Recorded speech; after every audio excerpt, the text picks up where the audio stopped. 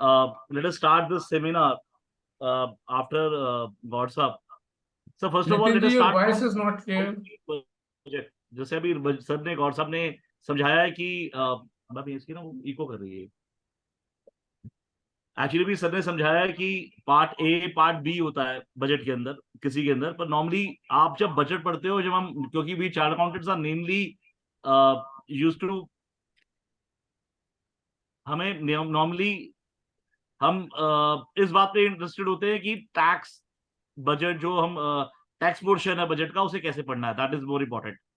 तो उसमें 3-4 चीजें हैं which is very very important, जो हमारे को समझनी बहुत जरूरी है। पहले before I start my session, sir 2-3 judgments note कर लें। सर पहला है मित्सुबिशी इंडस्ट्रीज 438 ITR 374, 438 ITR 374। और what Mitsubishi Industries used to say, sir Mitsubishi industries sir ने एक तरीका बताया था कि आप लॉ को कैसे इंटरप्रेट करते हैं। उन्होंने बोला था अगर आपको ये जानना है कि ओल्ड लॉ क्या था, मैं फिर से बोल देता हूं, अगर आपको जानना है कि ओल्ड लॉ क्या था तो काइंडली सर अमेंडमेंट पढ़ें। तो व्हाट आई वांट टू से, जैसे मैं 2023 के फाइनेंस एक्ट पे भी हमारा डिस्कशन हुआ था कि 2023 का फाइनेंस एक्ट मेरा पर्सनल मानना बहुत सबसे ज्यादा टिकलिश था, ऐसे ही कुछ अमेंडमेंट्स सर 2024 में भी हुई हैं, जहां पे आप ये देखोगे कि कुछ अमेंडमेंट से क्या हुआ है, आपको पता लगेगा कि पहले ये पर्टिकुलर चीज सर रेवेन्यू के फेवर में थी या फिर एसएससी के फेवर में थी, और ऐसे केस के अंदर now the amendment has been done. तो इसका मतलब, और क्योंकि ये सारी अमेंडमेंट्स सारी प्रोस्पेक्टिवली हुई है, काइंडली अप्रिशिएट, तो इसका मतलब ये है पहले उस बात का बेनिफिट रेवेन्यू भी उठा सकता है या फिर सर एसएससी भी उठा सकता है। जैसे one thing is could be 198, जब हम डिस्कस करेंगे सेक्शन 198 में क्या है, राइट। दूसरा एक जजमेंट है CA Abraham versus ITO, CA Abraham versus ITO 41 ITR 425, 41 ITR 425। अब 41 ITR 425 क्या कहता है कि सर आपको कभी भी कोई सेक्शन पढ़ना है, you have to construe it literally. आपको लिटरली कोई चीज इंटरप्रेट करनी है, मतलब जो लिखा है उतना ही पढ़ना है, you can't add anything, you can't delete anything. Now जब हम बात करते हैं बजट की बात करते हैं, तो बजट आप पढ़ते हुए आपको बहुत सारी डेट्स दिखाई देती हैं कि जैसे कई बार लिखा होता है ये 1/4/2025 से चालू होगा, ये 1/10 से एप्लीकेबल होगा, और मेजोरिटी ऑफ केसेस के अंदर सर हमारे को वहां पे दिक्कत आती है जहां पे वेरियस प्रोविजन में लिखा होता है 1/4/2025 से होगा। अब ये समझ में नहीं आता ये फाइनेंशियल ईयर है, प्रीवियस ईयर है या असेसमेंट ईयर, यही बात समझ में नहीं आती। तो काइंडली अप्रिशिएट इसको कैसे पढ़ते हैं वो समझ लीजिएगा सर। सर आपको लॉ को 3-4 हिस्सों में डिवाइड करना पड़ेगा, 3-4 हिस्सों में डिवाइड करना पड़ेगा। पहला सब्सटैंटिव लॉ, उसके बाद टीडीएस प्रोविजंस हो गए। टीडीएस प्रोविजन आप ऐसे मान के चले कि जैसे जैसे मशीनरी प्रोविजन करते हैं, देन प्रोसीजर लॉस, उसके बाद सर पेनल्टीज और जो प्रोसिक्यूशन एंगल होता है। अब जब आप सब्सटेंटिव लॉ की बात करते हैं, आप हमेशा मान के चलिएगा सर अगर वहां पे लिखा है 1/4/2025 तो इसका मतलब 25-26 असेसमेंट ईयर है। मैं फिर से बोल देता हूं कि सर अगर सब्सटेंटिव लॉ लेट अस से कोई अमेंडमेंट सेक्शन 45 में हुई है, या फिर कोई मान लीजिए रेलिवेंट चैप्टर में जो कंप्यूटेशन प्रोविजन है एज टू कि भैया आप कंप्यूट कैसे करेंगे, बिजनेस इनकम कैसे कंप्यूट करेंगे, या फिर आपका जैसे अभी सेक्शन 48 की बात करी इन्होंने, अभी सर समझाएंगे कैपिटल गेन्स के अंदर कि उन्होंने एक अब इंडेक्सेशन का बेनिफिट हटा दिया है। तो काइंडली अप्रिशिएट ये सारे प्रोविजन जब सब्सटैंटिव लॉ की बात करते हैं, और सब्सटैंटिव लॉ में जहां पे चार्जेबिलिटी की बात होती है और उसकी कंप्यूटेशन की पार्ट की बात होती है, वो हमेशा सर असेसमेंट ईयर के हिसाब से होगा। नाउ जब मैं टीडीएस प्रोविजन की बात करूंगा, काइंडली अप्रिशिएट मशीनरी प्रोविजन है। वॉइस कहाँ से? तो गौर साहब आ रही है आपकी आवाज, गौर वॉइस साहब आपकी इसकी आवाज आ नहीं रही आ है, आ रही रही। है, आ रही है, आ रही है। और जब हम टीडीएस प्रोविजन की बात करते हैं तो टीडीएस प्रोविजन में जैसे कई बार लिखा होता है 1/4/2025, जब 1/4/2025 लिखा हुआ है तो it talks about financial year. जैसे अभी गौड़ साहब आपको 194T समझाएंगे। सर एप्रिशिएट कीजिएगा, जो रिम्यूनरेशन है वो तो चेंज की है असेसमेंट ईयर 25-26 से, अभी सर डिस्कस करेंगे। जबकि 194T सर वो लग रहा है 1/4/2025 का मतलब sir financial year 25-26, previous year 25-26।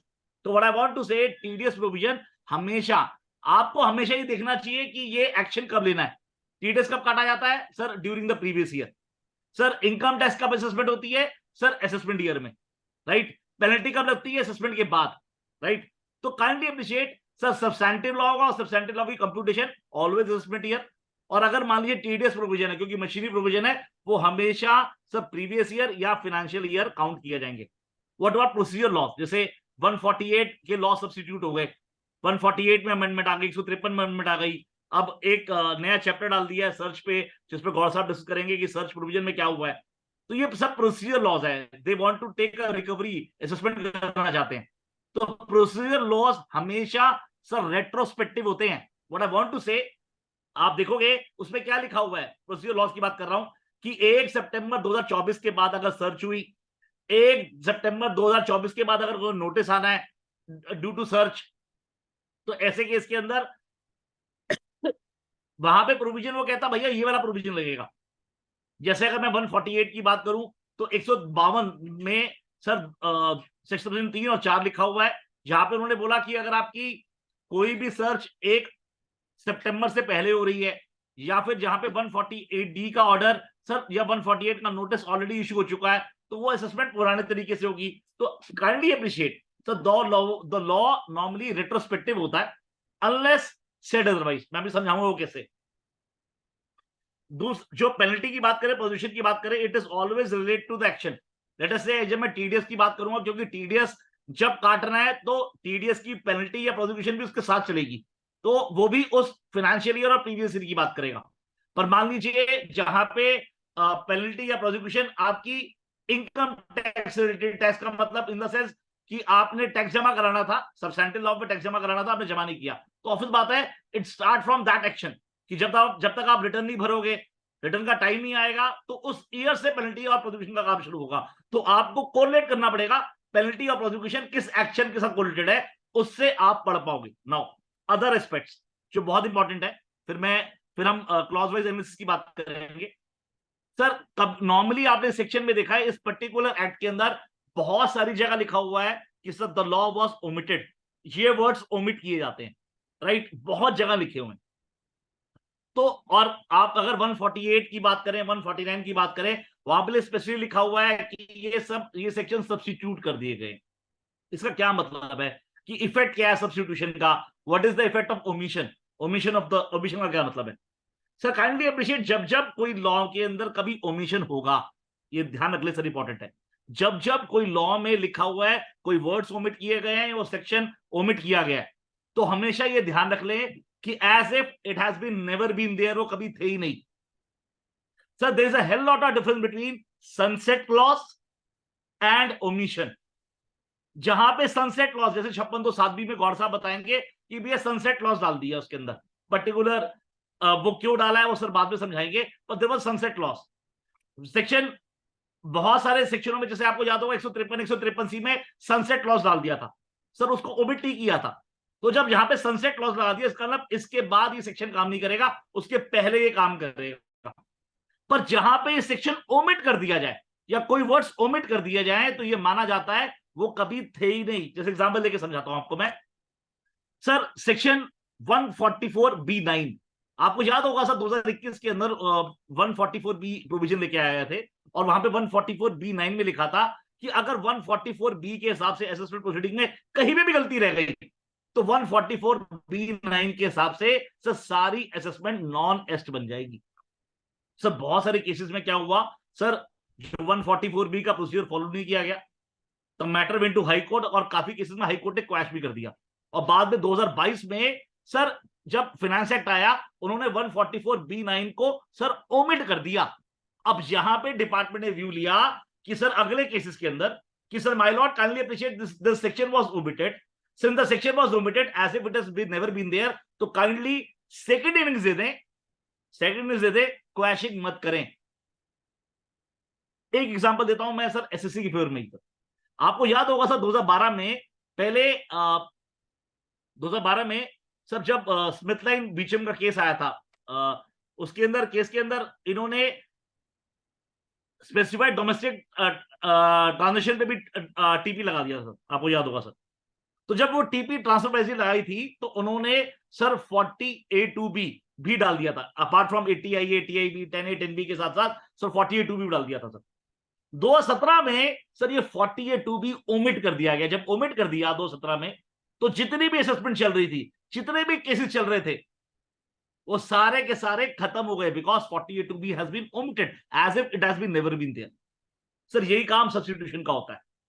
जब जब कोई लॉ सब्स्टिट्यूट होता है तो उसमें दो काम होते हैं, omission of old law and re enactment. फिर से बोल देता हूं, omission of old law and re enactment. तो इसका मतलब सर इसमें भी ओमिशन है। तो इसका मतलब अगर जैसे मैं 148 की बात करता हूं, 148 अब सब्स्टिट्यूट कर दिया, 149 सब्स्टिट्यूट कर दिया, 151 सब्स्टिट्यूट कर दिया इन्होंने, राइट, 148 सब्स्टिट्यूट कर दिया, उसका क्या इंपैक्ट पड़ेगा?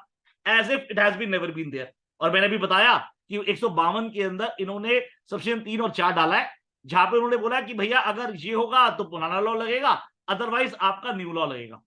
इसका मतलब क्या है सर? सर अगर आपको ओमिशन या फिर सब्स्टिट्यूशन से बचना है, अगर डिपार्टमेंट को ओमिशन या फिर सर सब्स्टिट्यूशन से बचना है, तो only way is sir repeal and saving clause. Sir ये सबसे बड़ा ब्लंडर इनका फाइनेंस एक्ट 2021 में हुआ था, जब इन्होंने लॉ चेंज किया था, काइंडली अप्रिशिएट, तो लॉ चेंज किया था तब रिपील एंड सेविंग क्लॉज नहीं डाला था, जिसकी वजह से ये तोला एक्ट, ऑल दैट स्टफ, ये सब कुछ आया और ये सारी प्रॉब्लम रजिस्ट कर दी गई। पर यहां पे जब लॉ सब्स्टिट्यूट किया, यहां पे इन्होंने समझदारी दिखाते हुए 152 के अंदर सब्स्टिट्यूशन 3 और 4 डाला है, जहां पे उन्होंने बोला है कि सर अगर ये सर्कमस्टांसेस होंगे तो ओल्ड लॉ लगेगा, ये रिपील एंड सेविंग क्लॉज है, just to save sir my old assessments. मैं क्लियर हूं आपको सर? अगर ये नहीं किया जाता फिर दोबारा एक और पेंडोरा बॉक्स खुलता कि सर उन केसेस में क्या होगा जहां पे असेसमेंट चल रही है या फिर जहां पे नोटिस आ चुके हैं, तो ये repeal and saving clause sir नहीं लगाए जाते तो दिक्कत आती। तो व्हाट आई वांट टू से, जब भी लॉ ऑफ ओमिशन हो या जब भी लॉ ऑफ सब्स्टिट्यूशन हो, रिपील एंड सेविंग क्लॉज सिर्फ डिपार्टमेंट बता सकता है, otherwise sir as if the law was never been there, as if those words were never been there. ये हमेशा आपको उस तरीके से पढ़ना है, ठीक है सर?